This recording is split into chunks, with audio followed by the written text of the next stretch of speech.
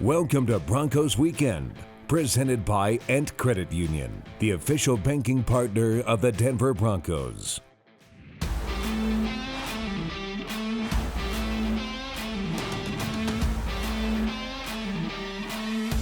Hello and welcome to Broncos Weekend. I'm your host and Denver Broncos team reporter, Elisa Hernandez. And in the studio, we have Denver 7's Bradey King and Hall of Famer Steve Atwater.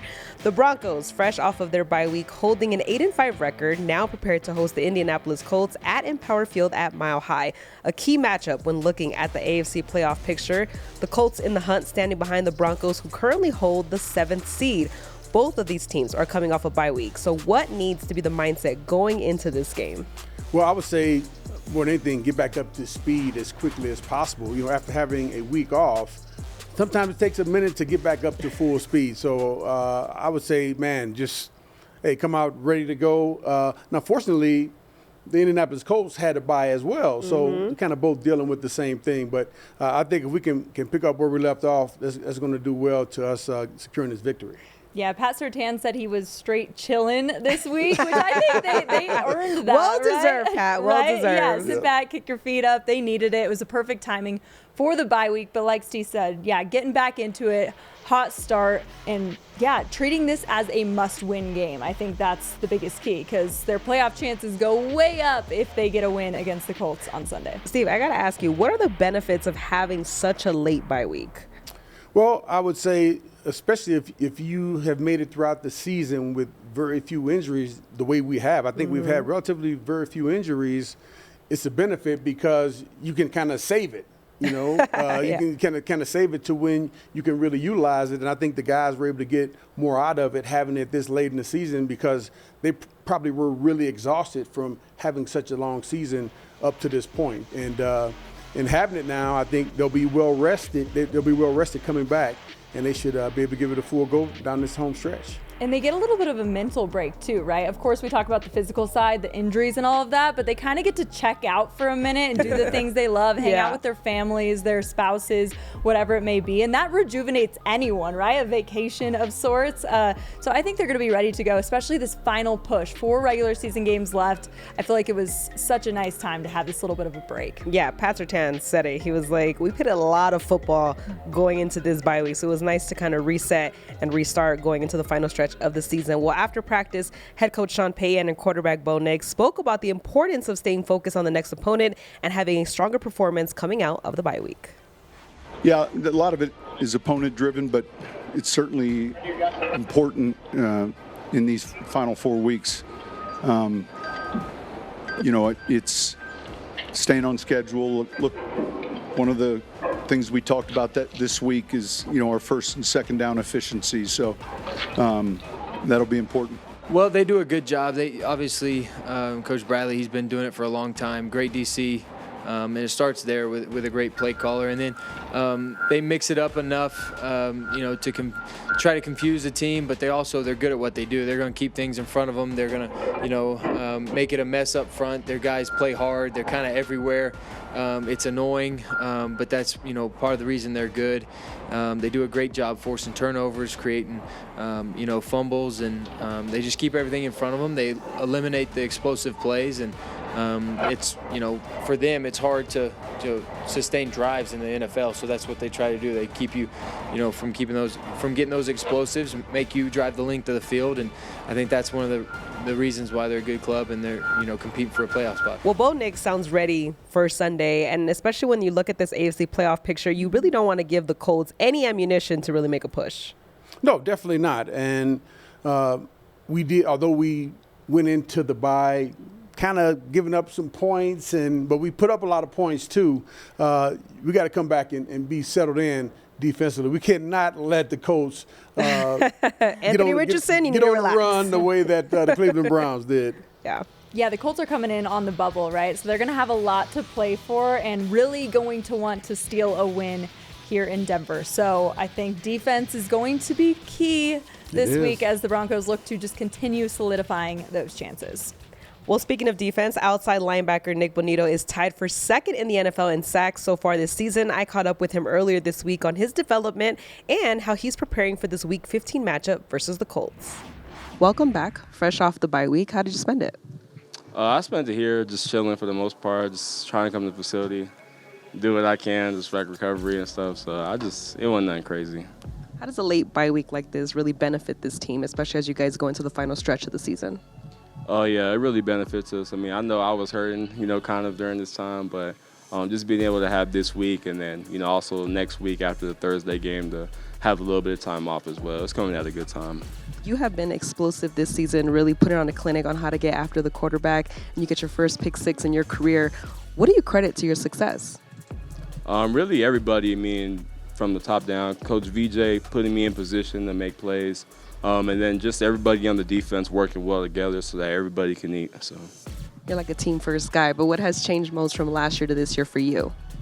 Just playing with more confidence and just being more of a film junkie. Just kind of knowing what's going to be able to come at me every time I'm on the field, having that type of awareness of what we're doing and what the offense is doing. You and Jonathan Cooper seem to have a very special bond. What is it about you two that keeps you guys motivated and you guys motivate each other?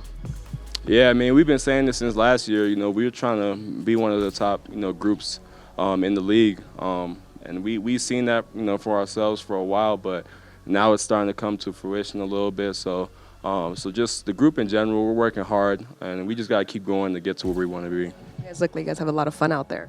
No, 1,000%. I mean, whoever's making plays, whether it's me, Coop, Jonah, Till, we're all going to be excited, hyping each other up. So this team hosts the Colts on Sunday, who are also coming off a bye. How do you ensure this team starts fast? Obviously we know that they're going to be well rested as well. So just being able to come out with energy out the gate, using the home crowd to our advantage.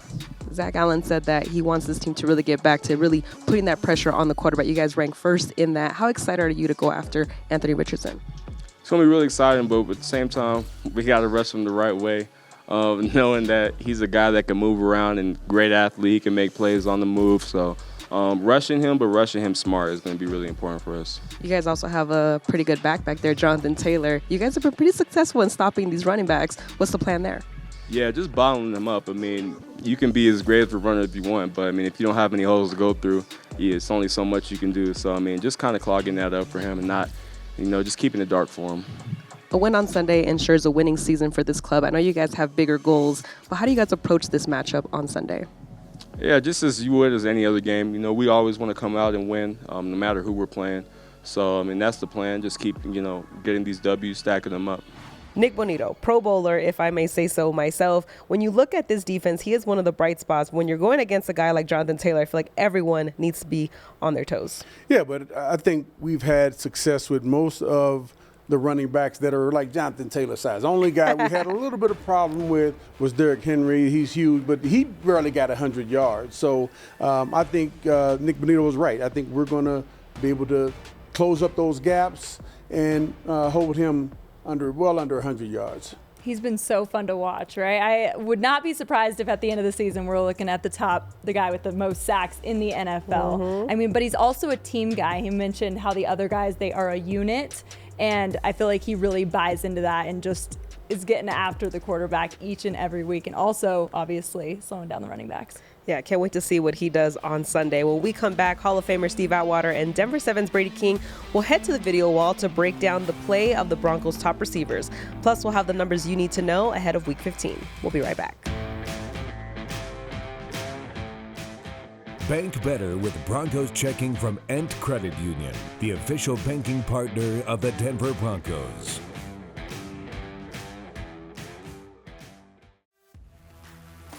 Continuing to try to find ways to maximize my game. The same film that we get to watch, other teams get to watch, and so I'm sure that people are going to try to find ways to try to take away things that we do well, and it's upon myself and really just upon myself to make sure that my craft is continuing to develop so that I can make my game as diverse as possible going into this home stretch and finishing out the season and rolling into the playoffs. The biggest thing is just making sure that I'm ascending and not plateauing. Welcome back to Broncos Weekend. That was wide receiver Courland Sutton talking about his mindset going into the final weeks of the NFL season and staying competitive. In Week 13, Sutton and Marvin Mims Jr. each had 100 receiving yards, the first time the Broncos had two receivers eclipse 100 yards in a game since 2016. For more on the play of this dynamic duo, let's send it over to Hall of Famer Steve Atwater and Denver 7's Bradey King. All right, thanks, Elisa. Now, Steve, we've talked a lot about rookie quarterback Bo Nix and the success he is having so far in his rookie campaign, but it would not be possible without his talented receiver core, and we've got a couple plays that we want to dive in on the details. Okay, first off, this is a Marvin Mims touchdown.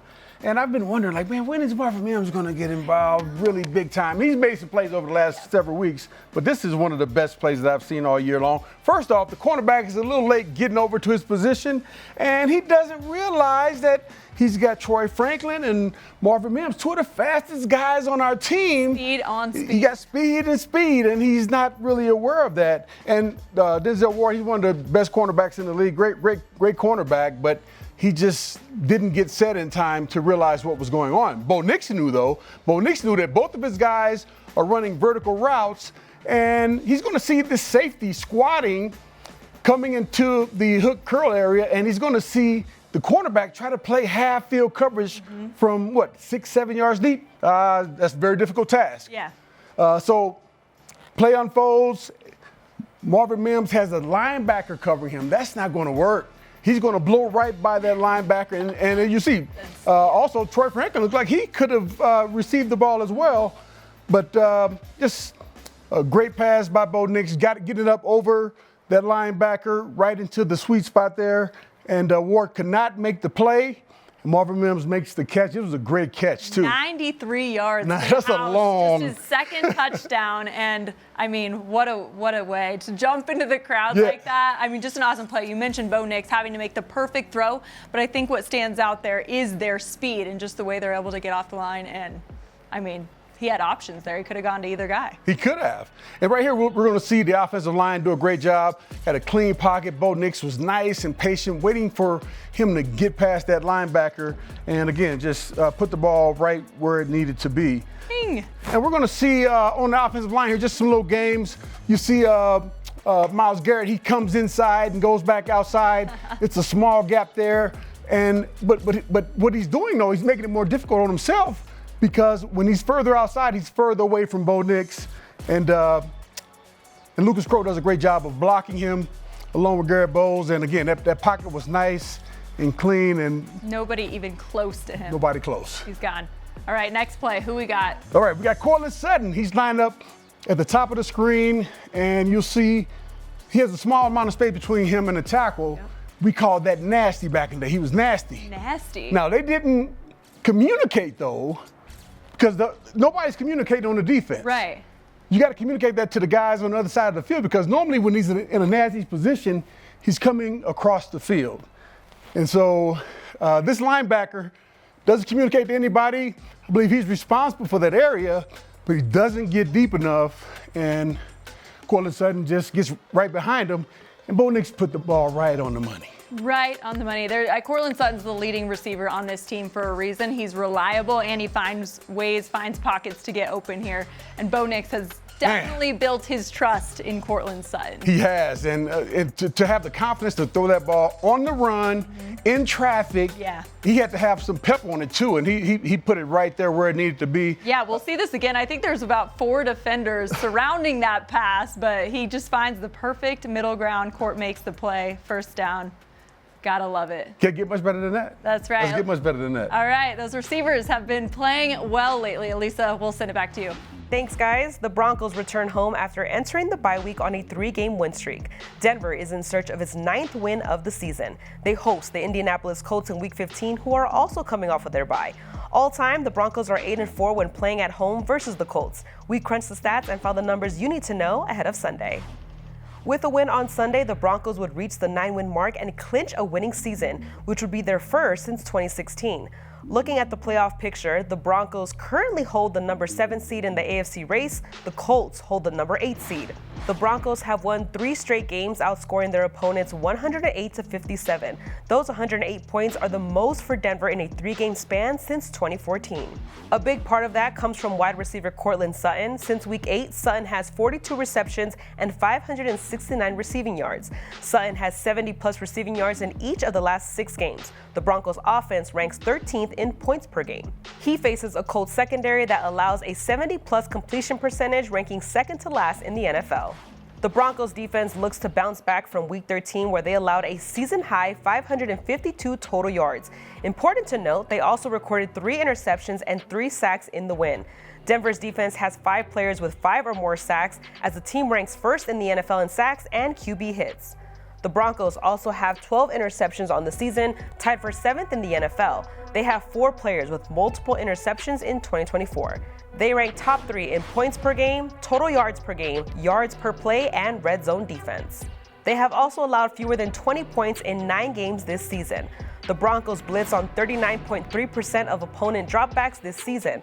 Colts quarterback Anthony Richardson has a 41.3 completion percentage and a 65.4 passer rating versus the blitz in 2024. 3 of Richardson's 5 wins this season have come off game-winning drives. Quarterback Bo Nix will face a defense on Sunday that is tied for 12th in sacks and tied for 11th in QB hits. Nix has been elusive in the pocket and has been sacked just 19 times this season.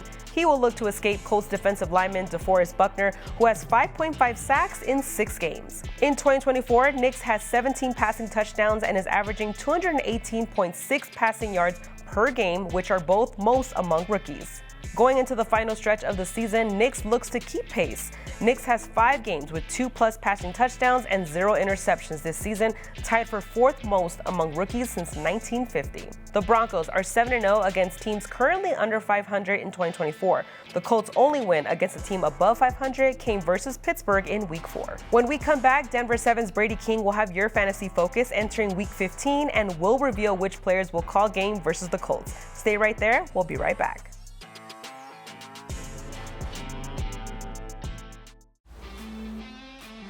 Welcome back into Broncos Weekend. It is time for Fantasy Focus.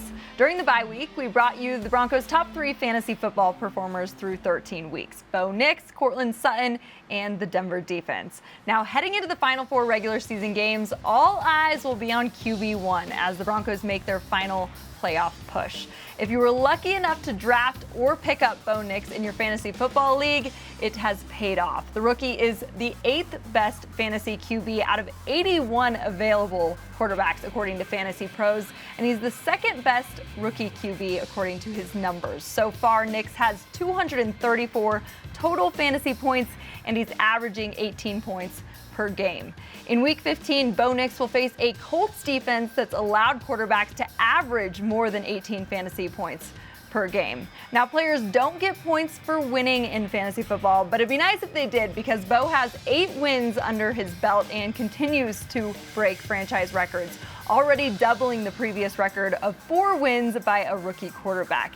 His completions, passing yards, and 17 passing touchdowns are also franchise records. Among his own class, Nix ranks 1st in total touchdowns, passing TDs, completions, and passing yards. So it's been quite the rookie campaign for Bo Nix, and he continues to impress fans, his coaches, and his teammates. This week, All-Pro Pat Surtain II shared what he's seen from his rookie quarterback this season. Confidence, he's very poised, and the throws he's making, it's crazy. Like that one against Cleveland, up and down the seam, that was a crazy throw. Some throw I think he would have been a little bit hesitant to make in the offseason, but now he's just ripping it. So I just think he's just very confident in himself. Us as a team, we trust him because we know the talent, it goes through the roof. But I think his leadership speaks volumes as well, too. Bo Nix has definitely been impressive this season, and Denver is looking to reach their 9-win mark on the year. That would clinch a winning season for the first time in a couple years now. So when you look at this team and this mindset that you have going into this Colts game, I know the goals are bigger, but ensuring a winning season is also really important. Yeah, it's super important. But I think from hearing Coach Payton talk and from the talks he's been having with the team, their goals are much bigger than that. They want much more than a winning season. They want to get into the playoffs and win in the playoffs and do something more. So I love that focus. I love that determination, and they're putting the work in. They put the work in all year long, started from training camp, and now they get to reap some of the benefits of that. Yeah. And in order to keep reaping, you got to keep winning. Yeah, it'll be their first winning season since 2016, and we've seen this team continue to play better at home, which is really important, especially down the stretch. Absolutely. I think home has to be where you play your best football. I mean, people are coming into Broncos country, right? That you got to make it hard on them. But that's been fun to see, especially from a rookie quarterback, Bo Nix. But having that first winning season since 2016 would be massive. Obviously, the goal is playoffs. Of course, I hear you, Steve. Yes. But I think a winning season, this franchise, this fan base, all of them need it, especially to see where the future is going under this rookie quarterback and specifically under Sean Payton. It just shows progress. I mean, yeah, Nix deserves all the praise. I mean, coming in, potentially taking this team to the playoffs and ensuring a winning season is a lot to hang your hat on. So there's always that to talk about. But it's time for Call Game, because each week our amazing guests will pick a player they think will play well against the upcoming matchup and call game. This week, week 15, we're hosting the Colts on Sunday. Look to remain strong in the playoff push. So, Steve, who do you got for Call Game? Well, Nick Bonitto has 11 sacks. Jonathan Cooper has 10. Who am I going to go with? I'm going to go with Mr. Coop. Hey. Jonathan Cooper, I think he's going to have a great game. I've seen him around the building. I've been telling him he's been playing good. Like, yeah, we're all right. No, you guys are playing extremely well. Keep it going. I think he's going to have a big game this week. Hanging with Mr. Cooper, all right. I'm staying with defense. That's Denver's bread and butter, right? I'm going Pat Surtain because Anthony Richardson is averaging an interception a game. He's got 9. So this feels like the time where Pat Surtain's going to jump in there and get a pick. I'm calling it right now. There we go. Oh, we need a PS2 pick. I think that's a good one. All right, well, there you have it. We will see on Sunday who calls game. But Broncos country, we want to remind you that it is that time again to vote your Broncos into the 2025 Pro Bowl games. There are a few ways that you guys can vote. You can go to probowl.com/vote, or you can tweet using the hashtag ProBowlVote and the first and last name of the player you want to vote for. Each tweet and repost counts as a vote. Voting ends December 23rd, and the Pro Bowl is February 2nd in Orlando.